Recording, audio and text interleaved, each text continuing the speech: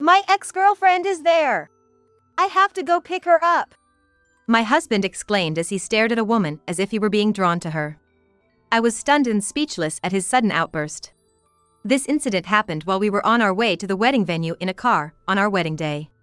He slammed on the brakes, bringing the car to a stop, and seemed to be observing the situation for a while. The woman my husband was looking at was carrying a heavy load. Then, all of a sudden, he started panicking and said to me, "You're in the way. Get out of the car quickly." My name is Emily. I am a 29-year-old nurse. I met my husband, Steve, when we were introduced by a mutual friend, and we are the same age. I've been so busy with my job that I barely have time for dating. However, I do think about getting married if I find the right person, I once confided in a friend. To which she replied, "I know just the right guy for you. I'll introduce you to." She went out of her way to set up a meeting for us. At that time, I was working full throttle as a nurse. I was hoping to find a man who could support and stand beside me in my career. Steve turned out to be exactly the kind of man I had hoped for. He took great pride in his work and had this confident, dedicated approach towards everything. I rarely had conversations outside of work, especially with men. Although I was nervous, Steve showed understanding and concern by saying, "Nursing must be really challenging, especially nowadays. I think healthcare professionals face both mental and physical challenges." I felt deeply comforted by his words. I responded, "Yes, it is challenging. But seeing you, Steve, makes me feel like I need to step up my game." He looked a little embarrassed when I said that. I was attracted to Steve's easygoing nature. He wasn't just all seriousness. Things progressed smoothly between us, and we decided to get married. I felt we could go through life supporting and understanding each other without changing our lifestyles. I loved my job, so even after getting married, it felt natural for me to continue working. However, one day, Steve approached me with a rather stern look on his face. "We need to talk," he began. Concerned I might have done something wrong, I started to replay recent events in my mind. Then, out of the blue, he said, "Can you quit your job?" Shocked, I replied, "Why? I love my job." "Have I done something that bothers you?" He responded in a commanding tone, "Do you know how it looks when my wife works harder than me?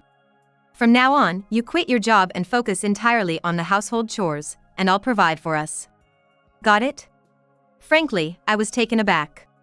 I had never seen this side of Steve before. I argued, "If you wanted a stay-at-home wife, you should have mentioned it before we got married." Steve mumbled, "I've never met someone so dedicated to their job. I thought if we got married, you'd handle household chores perfectly." "I'm not good at it." Frustrated, I snapped, "Why not hire a housekeeper? Or are you just looking for a free perfect maid?" He replied, "Don't be silly. If I didn't enjoy being with you, I wouldn't have married you in the first place." Despite my reservations, considering our newlywed status and my feelings for Steve, I thought maybe I should try harder. After some thought, I said, "If that's your concern, I'll try to do better with the household chores. But I don't plan to quit my job. At least wait until your salary alone can support the two of us." Regardless, I continued working. My husband, seemingly very angry, not only refused to do household chores but also started to constantly monitor everything I did. Naturally, my burden just kept increasing. There were days when I had to cut corners on the housework while juggling my job. He would point out even the smallest things I might have missed in the chores. One day, fed up, I told him, "I get it, you're not into household chores. But it'd be great if you could help a little since we're both working." Steve sighed and responded, "How many times do I have to tell you I'm not good at it? You're the one finding it hard to balance work and home, why not just quit your job?" I shot back, "When will you get it? We can't survive on your salary alone." Even when I talk back to him, it's like talking to a brick wall. As soon as the conversation turns to his earnings, he quickly changes the subject. One day he remarked, "You know, Amanda was perfect at these chores. I'm surprised there's such a difference between two women. If you can't handle housework, then as a woman, you're failing. I did marry you, after all, so be grateful." Amanda refers to the girlfriend my husband was dating before he met me. Even though we are married, I couldn't help but feel angry at being compared to his ex-girlfriend. Yet, I couldn't deny that there was some truth in what he said. While I'm reasonably trusted at work, I lack allure as a woman. I was aware that it wasn't just because I am a married woman, I knew I lacked femininity. I understood that, but being told so by my husband made me want to prove him wrong. However, the reality is that we couldn't live on my husband's income alone. So, I continued to work as usual, but made an effort to handle household chores more efficiently. My husband was always on the lookout for any chores I might have missed, but he eventually had nothing to complain about since I did everything perfectly. That's how peace finally came to our home. After a while, we had a dinner planned with both our parents. My mother asked about our wedding, and I happily shared my dream. I've been wanting to have a ceremony for a while now, and I've saved up a bit for it. I want to make it a glamorous event that everyone can enjoy. My proposal was met with enthusiastic agreement from my mother and mother-in-law, but Steve quickly dismissed my idea, saying, "Do we really need to go all out? Guests aren't really interested in our wedding, they just feel obligated to come and bring money. If they don't come, they worry they'll seem unsympathetic or bad at maintaining relationships. They just come because they feel they have to. Besides, nobody really cares about other people's happiness. Are you sure you're not just influenced by too many dramas?" And he laughed. I had never felt the way Steve described at friends' weddings, and I thought to myself that people like that just shouldn't come. I couldn't help but get angry. Steve went on, "If you have that much saved up, I wish you'd share some of it with me as a reward for my hard work. I want a motorcycle. Let's skip the wedding and honeymoon expenses and use that money for my motorcycle." And then he unilaterally proceeded to plan for a cheap wedding and honeymoon to save money for his motorcycle. When I looked at my parents, their faces were tense. They seemed to be holding back their true feelings. Before I could sort out my feelings, my in-laws spoke up. "Steve, that's enough. You can't just dismiss Emily's wishes and only think about yourself. How can you even think about using the money she saved for our wedding on a motorcycle just for yourself?" My mother-in-law scolded him. My father-in-law added, "People have different views about weddings, so it's inevitable that you and Emily would feel differently. But, you can't just outright deny her opinion, insult her, and then try to take her money. Do you realize how petty you're acting right now? If you continue like this, she might divorce you before you even get married." I told Steve, "I've never once felt unimpressed or uninterested at any wedding I've attended. When I see a bride looking happy, I can't help but tear up. It's a moment when I can really feel that the groom cherishes his wife, and I even thank them for inviting me to their ceremony. I have friends who've planned events at their weddings to entertain the guests, and it was really fun. But I guess you think differently, and that's okay. How about we try to save on the wedding and put that money towards a better honeymoon?" I was glad that my in-laws scolded him, but no matter how much others tried to get through to him, it was meaningless if Steve himself wasn't willing to change. I had just decided to compromise and have the wedding ceremony according to my husband's wishes when he suddenly exclaimed, "No, forget it. I'm gonna make all your dreams come true.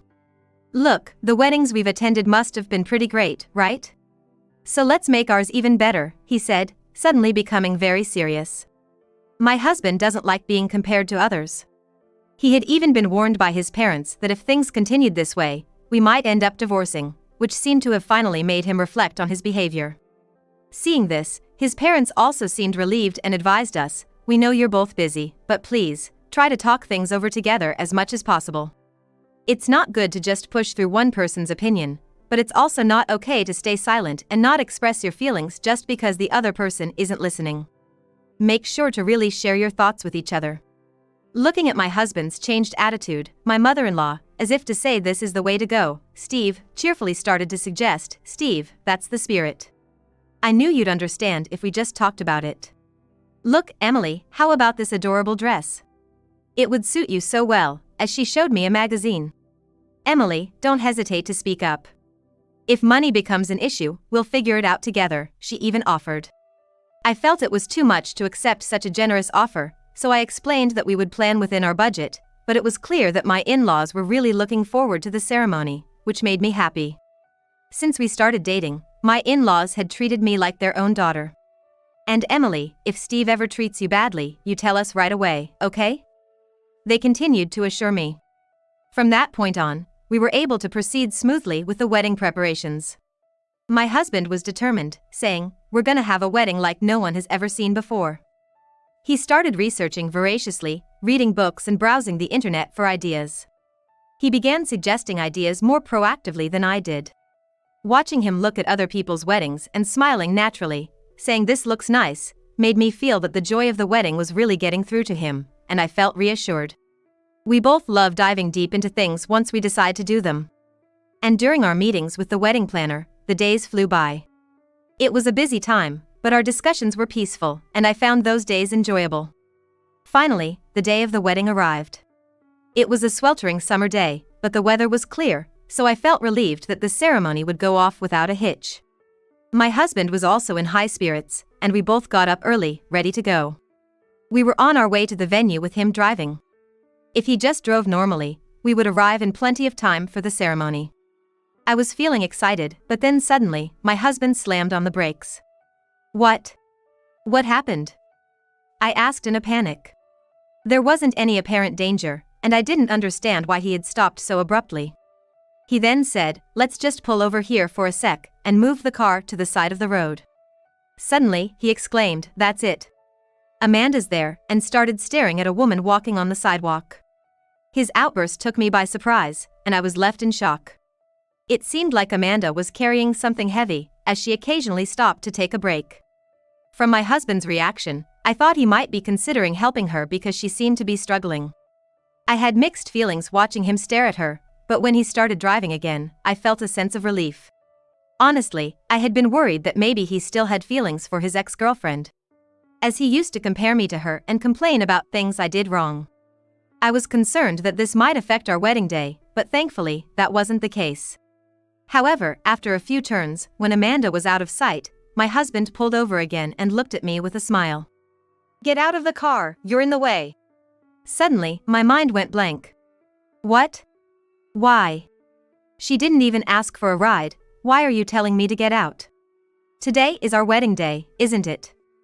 I asked, and my husband responded, "She's got so much stuff, it's gonna be a hassle. Just do as I say."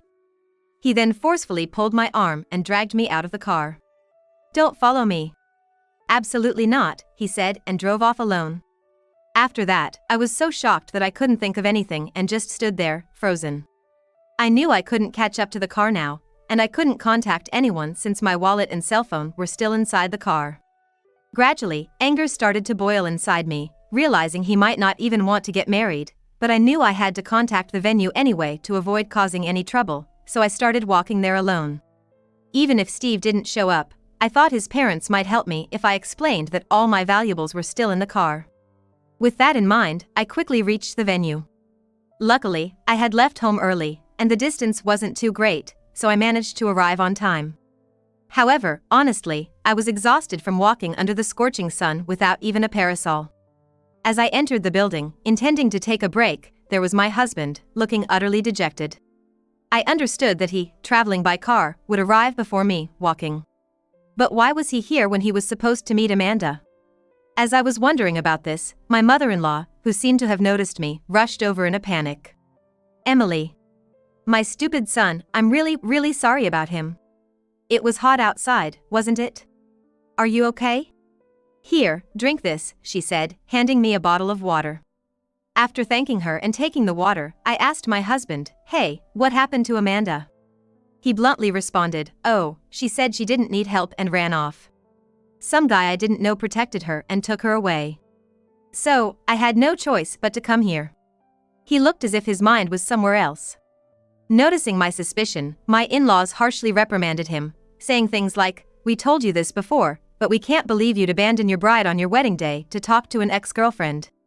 What were you thinking? We know you might not be forgiven, but you better apologize sincerely."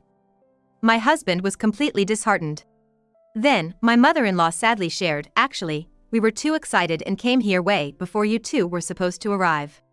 But when only Steve showed up, we grilled him, asking where is Emily, and that's when we understood the situation. I then asked my husband, after Amanda turned you down, why didn't you come back for me? He explained, she got really mad, called me a good-for-nothing, and I just lost all my will to do anything. I figured you'd eventually come to the venue, so I thought I'd just wait for you here." Looking closely, I could see his cheek was red and swollen, which I later found out was because his father couldn't hold back and had punched him. Neither of us could shift our mood towards the wedding now, and just then, Amanda arrived. Next to her was an unfamiliar man, whom she introduced as her husband. Amanda's husband glared at Steve. "So, you tried to forcefully get a clearly unwilling woman into your car, but ran away the moment you saw another man's face?" I heard everything from Amanda. "You've been stalking her even after breaking up, right? And today, on the day of your own wedding, you leave your bride and hit on your ex? That's just low," he exclaimed angrily. After giving Steve a scornful look, Amanda turned to me and said, "We did date, that's true. But we've broken up, and I have no interest in him anymore. I never imagined he'd leave his bride on their wedding day to come talk to me. I'm really sorry." I hurriedly stopped her as she apologized with a gloomy expression. No way! No matter how you look at it, this person is the one at fault. Please, don't apologize. At the sound of my voice, Amanda seemed relieved and took a deep breath. Then, as her husband lost his target for his anger, he glared at me and started to cry. If you had just stopped me more, none of this would have happened. Don't you feel any pain in your heart seeing me being blamed like this? As I was about to retort, dumbfounded, that it serves him right, Amanda and her husband started berating mine. Amanda angrily said, "Enough is enough. I kept quiet before because I was the only one being troubled, but now you've gone and bothered my precious husband, and I won't forgive you for that. You're not getting away with this for free." She glared at my husband as she spoke. Her husband also glared at mine with a look of disdain, saying, "Who do you think you are? You've hurt both your own wife and someone else's, and now you're playing the victim?" I then asked Amanda, "Neither you nor your husband did anything wrong. In fact, I should be the one apologizing for all the trouble caused by my husband. From what he said, am I right in assuming that he has been asking you to get back together with him?" After a deep sigh, Amanda nodded vigorously.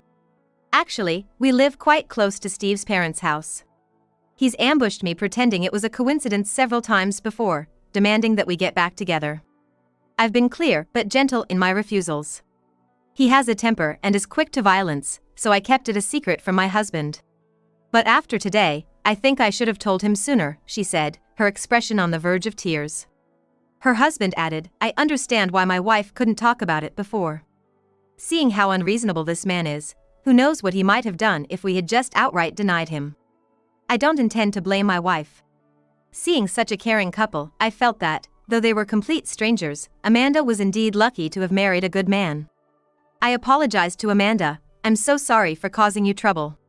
When he said he was busy with work late into the night, he was actually going to your place, wasn't he? I'm really, really sorry." Then, turning to my still unsatisfied-looking husband, I scolded, "You need to apologize too. You've caused trouble for so many people, what are you going to do about it?" He only frowned in response. But Amanda's husband, losing his patience, interrupted. An apology would be fine. With that look on his face, I doubt he's truly remorseful anyway.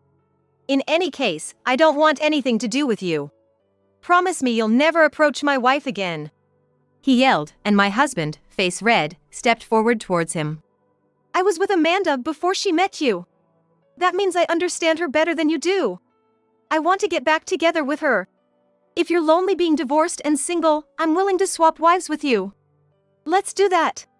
My wife is a hard worker, so she's got money." My husband declared, as if it were a brilliant idea. At his complete lack of understanding, not just I, but also Amanda and her husband were left speechless. Watching him excitedly talk about the day we'd get divorced and the day he'd register his marriage with Amanda, I made up my mind. Anyway, let's call off the wedding. I told my husband just that, and I apologized to my in-laws. "I'm sorry. I know you were all looking forward to today, but as you can see, I cannot marry your son. I'm grateful for all you've done for me until now, but I'm sorry it had to come to this." With that, my in-laws, tearfully, apologized, "Emily, you've done nothing wrong, and we think you're making the right choice. Our son is really an idiot. We're sorry for all the trouble he's caused." Looking around calmly, I noticed numerous venue staff members watching us. The time was such that relatives and friends were due to arrive soon. Feeling it would be rude to cancel at this late stage, I spoke to the staff and decided to change the event from a wedding to a dinner party, and made it clear we wouldn't be accepting any gifts. The venue staff, accustomed to such dramas, gave my husband disapproving looks but efficiently arranged the dinner party, leaving me feeling extremely grateful. My husband, oblivious to everything else, kept dreaming about his new life with Amanda, happily planning out loud what they would do together. Even in the face of their disgusted looks. Seeing his attitude, I was just dumbfounded. Having finished my explanation, I returned to my husband and told him on the spot that I agreed to a divorce. I knew this already, but my husband didn't seem the least bit sad. He accepted it with great joy. Just at that moment, the attendees started to gather one after another. My parents, in-laws, and I had no choice but to keep apologizing to the attendees, encouraging them to at least enjoy the meal, even though we were making a painful excuse. I had no intention whatsoever of telling the guests this ridiculous story, but my husband was happily announcing to everyone that the wedding was cancelled and that he was divorcing me. People who arrived on time were in an uproar over the sudden cancellation of the wedding. Moreover, even when confronted by the guests, my husband kept a calm face and continued to spout his wild fantasies, saying things like he had found his true love and was going to marry the person he truly loved. Amanda, this guy is just beyond reason at this point. Please, take your husband and get out of here now. Gently pulling Amanda's arm, I handed her over to a staff member, and the two of them quickly left through the back exit. Just when I thought things might finally settle down, my husband, who realized she was gone, flew into a rage. Seeing the two of them walking away outside the window, he hurriedly started chasing after them. Amanda! Wait, come back home with me, not with that guy. Enough is enough, what the hell is wrong with you? Stay away from Amanda, just disappear. As he ran out of the venue, Amanda's husband easily stopped him. Then, my father and father-in-law, who had followed behind, grabbed him and dragged him back inside the venue. I followed them, bowing my head numerous times, apologizing to Amanda and her husband as they left. The attendees, who had witnessed the whole ordeal from inside, were utterly dismayed, leaving the venue while tossing remarks like that was just low at my husband. In the end, the place was almost empty.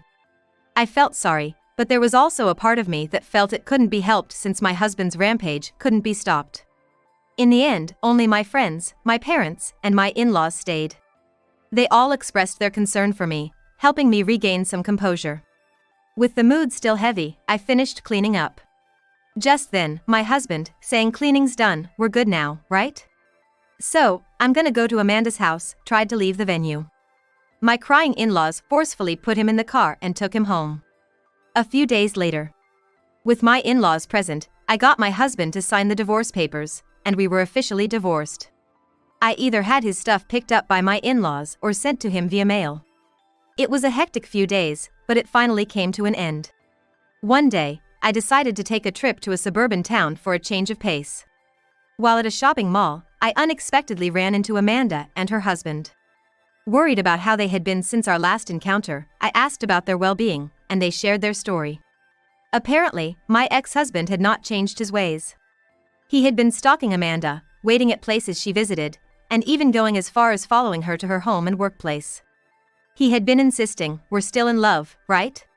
You were just playing hard to get that time, weren't you?" talking only about what suited him and constantly asking to get back together. Finally, Amanda consulted the police and began the process of filing a complaint against him. Believing he had done nothing wrong, my ex-husband continued his delusional talk in front of the police, which led to him being deemed a dangerous individual. Appropriate measures were promptly taken, and a restraining order was issued against him, preventing him from approaching Amanda. Surprisingly, the moment the restraining order was issued, my ex-husband lost his momentum. It was only after legal measures were taken that he finally realized Amanda truly despised him. Since then, he stopped approaching Amanda and her surroundings. Though I no longer cared about him, as long as he wasn't causing any more trouble for Amanda and her husband, I felt that was for the best. Amanda continued, "Actually, we are moving soon, close to my husband's hometown. We came here today to buy some cleaning supplies for the move. Emily, please take care of yourself." As I repeatedly apologized and saw them off, the two of them left with smiles on their faces. Watching their backs as they left, I silently wished for their happiness from the shadows. That settles that. Just as I was thinking of deleting my ex-husband's contact information, I couldn't believe it, he called. I had kept his number just in case there were issues with dividing our assets, but I never imagined he'd actually call. I really didn't want to answer, but I had just met with Amanda and her husband. Somewhat worried, I answered, and my ex-husband started talking. "Can we just pretend the divorce didn't happen?" I tried living alone, and I realized how important you are to me. Hey, can we give it another shot and live together, helping each other out? I took a good dozen seconds to process what he was saying, and then I responded as calmly as I could. This has got to be a joke. We're strangers now. No matter what you say, I'm not interested in remarrying you. Please, don't ever contact me again. I hung up, set his number to block, and rejected his multiple incoming calls. He was making a fuss on the other end of the line until the very end, but I felt completely relieved, finally saying goodbye for good. He seemed to try calling from different numbers for a while, but I kept ignoring him, and once I got a new cell phone and changed my number, things finally became peaceful. I had moved out of our house, so there were no issues even if he tried something unexpected, and he had no way to contact me. Amanda and her husband had moved long ago, and even if he showed up at my parents' house, they'd be furious and send him away. Most importantly, after everything that happened at the wedding, my ex-in-laws decided to sell the house. This house is close to Amanda's parents. We thought we might as well sell it now, they said, tears in their eyes. It was hard to see them like that, but I just hope they live happily and keep their distance from my ex-husband. Without a home to return to, he must be wandering around alone by now. He's isolated, with nobody knowing where he is, and rumors are spreading among his friends and workplace because of the scene he caused at the wedding. Especially according to a friend who works at the same company as him, it seems like he's become quite the outcast there. It's truly what he deserves. I hope he reflects on his actions from the bottom of his heart.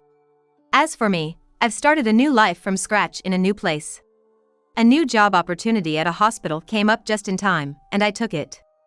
I can balance work and household chores at my current job, which makes me very happy. I'm thrilled to be back in a meaningful job, learning new things every day in this new environment. I've also built good relationships with my colleagues, which makes my days fulfilling. Although I'm divorced, I'm undoubtedly happier now than when I was living with my ex-husband. It's made me realize once again just how much I love my job. All I hope for now is for these peaceful days to continue.